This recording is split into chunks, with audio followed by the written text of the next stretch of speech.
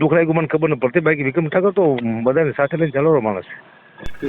નાના માણસો માટે હવે લડવાની વાત છે. નાના માણસો ન થવું જોઈએ. હકાબા ખાલી સીન નાખવા માટે ટીવીમાં આવ્યા હતા. સીન નાખવા માટે નથી, હું લડવા માટે આવ્યો છું. લડવાનો શું પાકા પાયે છે. બસ આરટીઆઈ કેવું છે, જેવો કેમેરા આવે મારી પાસે તો તું કેસ દાખલ કરવાનો.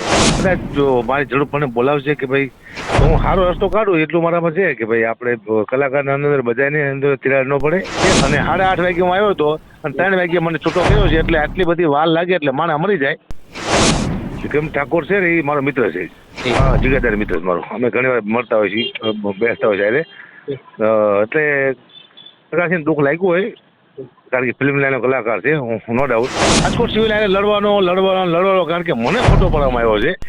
હમણાં મેં કોઈ એવું બોલ્યું હતું કલાકારની કોઈ જાત ન હોય, પણ એ જે બોલ્યા છે એને હું કહું છું કે કલાકારની જાત હોય, કે મારું હું ગઢવી છું મારી જાત ન હોય, પણ નાયત ને જાત બે હોય. મારી જાત ને નાયત બે છે. હું હકાબા ગઢવી છું, હું ગઢવી જાત મારી જ્ઞાતિ છે, એટલે મને ખબર છે મારી જાત છે. બીજા મને પત્ર નતો મળ્યો, મને આમંત્રણ નતો કર્યો, એટલે હું કલાકાર લેવલમાં તો છું જ તે, બરોબર ને? તો હકાબા ખોટા ન હોય ને મારે, એટલા માટે હું હમણાં એફઆઈઆર દાખલ પણ કરવાનો છું, કેસ પણ કરવાનો છું રાજકોટ સિવિલ હોસ્પિટલમાંથી. નમસ્કાર દર્શકો, સ્વાગત છે તમારું. હું દેવરાજ ઠાકોર આપનું સ્વાગત કરું છું. અને ચેનલ પર નવા હોય અને વિડીયો પહેલી વાર જોતા હોય તો અમારી ચેનલને સબસ્ક્રાઇબ કરી બાજુમાં આપેલ બેલનો આઇકન પર પ્રેસ કરી દેજો, જેથી કરીને આવનાર વિડીયોની માહિતી સૌથી પહેલા તમારા સુધી પહોંચાડી શકીએ. અને આજે વાત કરીશું કે ગુજરાતના અભિનેતા સુપરસ્ટાર વિક્રમભાઈ ઠાકોરની. તો જ્યારથી આ વિવાદ વિક્રમભાઈ ઠાકોરને જ્યારથી સન્માનિત ન કરવામાં આવતા વિધાનસભા ગૃહમાં, ત્યારથી આ વિવાદની શરૂઆત થઈ છે. અને વિવાદની શરૂઆત ત્યારથી લઈને અત્યાર સુધી વિવાદ દિવસે ને દિવસે વધી જ રહ્યો છે.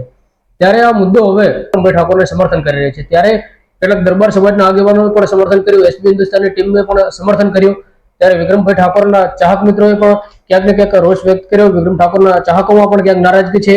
ત્યારે અત્યારે આપણી સાથે ફોન લાઈન ઉપર હકાબા ગઢવી, જાણીતા હાસ્ય કલાકાર હકાબા ગઢવી અત્યારે આપણી સાથે ફોન લાઈન ઉપર છે. અને હકાબા ગઢવી સાથે વાત કરીશું કે આ બાબતે હકાબા ગઢવીનું શું કહેવું છે.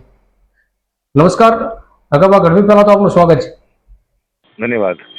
જે શું કહેશો, આ કલાકારનો મુદ્દો, જે સન્માનના મુદ્દાને લઈને જે સમગ્ર તેમાં ક્યાંક ને ક્યાંક અત્યારે આવ્યો છે, તો આપે ગઈ વખતે એક એવું પણ નિવેદન આપ્યું હતું મીડિયા સમક્ષ, જે લાઈવ કોલ લાઈન પર આપે એક નિવેદન આપ્યું હતું. મેં એવું કીધું હતું, અને કદાચ જો મારી ઝડપ પણ બોલાવશે કે ભાઈ તો હું સારો રસ્તો કાઢું એટલું મારામાં છે કે ભાઈ આપણે કલાકારના અંદર બધાની અંદર તિરાડ ન પડે, ધ્યાન રાખવું જોઈએ.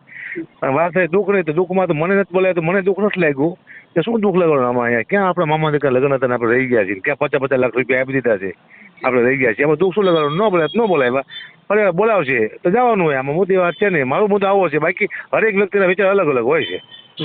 એ પણ આમાં તમને ક્યાંક એવું નથી લાગતું કે માત્ર કોઈ ના બોલાવવામાં આવ્યો હોય? વિક્રમ ઠાકોર છે ને એ મારો મિત્ર છે. હા, જિગાદાર મિત્ર છે મારો. અમે ઘણી વાર મળતા હોય છીએ, બેસતા હોય છે. એટલે પ્રકાશને દુઃખ લાગ્યું હોય, કારણ કે ફિલ્મ લાઈનનો કલાકાર છે, નો ડાઉટ. પણ પરિવારી લોકોએ કીધું બોલાવાના છે, એટલે પછી આપણને સંતોષ થયો કે આ બધા બીજા હજી આ લોકો બાકી છે ને બોલાવાના. મેં તો સારું, ચલો.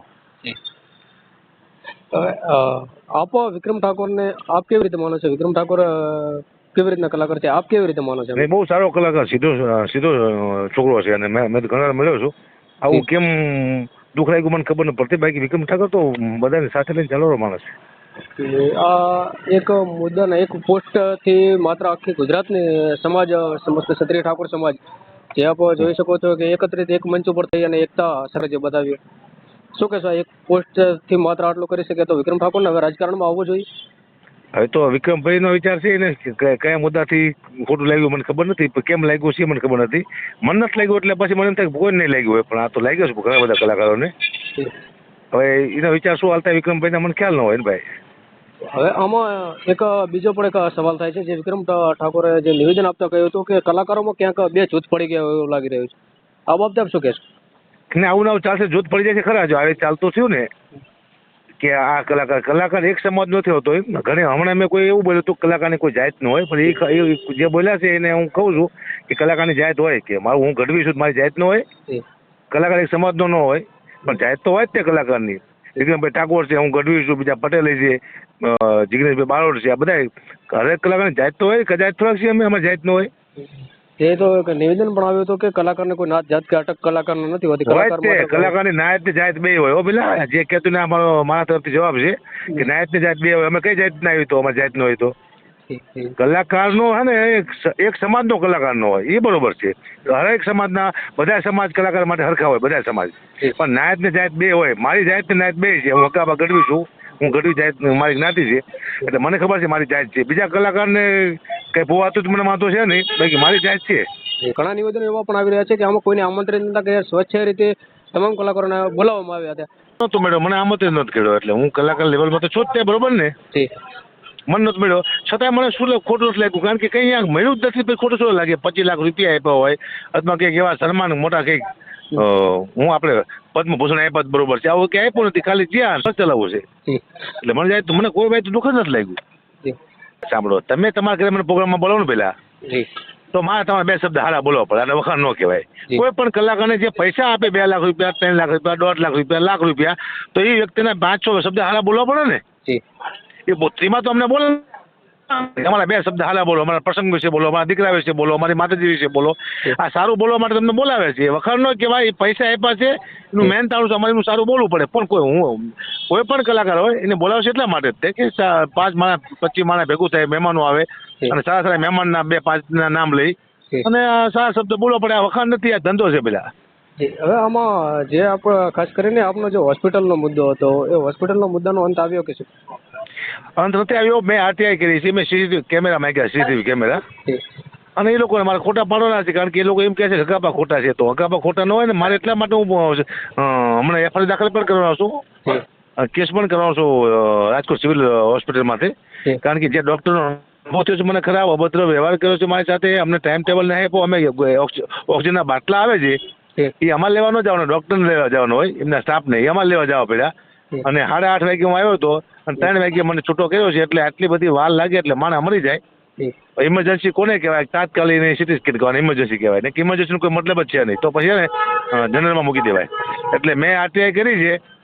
મને જેવો કેમેરા મળશે એવો હું તો કેસ દાખલ કરીશ. મારે દેખાડવું છે દુનિયાને. અને પબ્લિક નાના માણસો માટે હવે લડવાની વાત છે. નાના માણસો એમ ન થવું જોઈએ હકાબા ખાલી સીન નાખવા માટે ટીવીમાં આવ્યા હતા.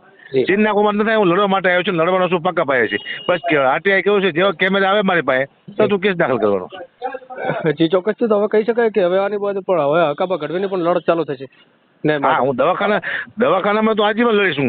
એ રાજકોટ સિવિલ આને લડવાનો, કારણ કે મને ખોટો પડવામાં આવ્યો છે કે હકાબા ખોટા છે. હું ખોટો છું નહીં, મારે સાબિત કરવાનું છે. જી ચોક્કસથી.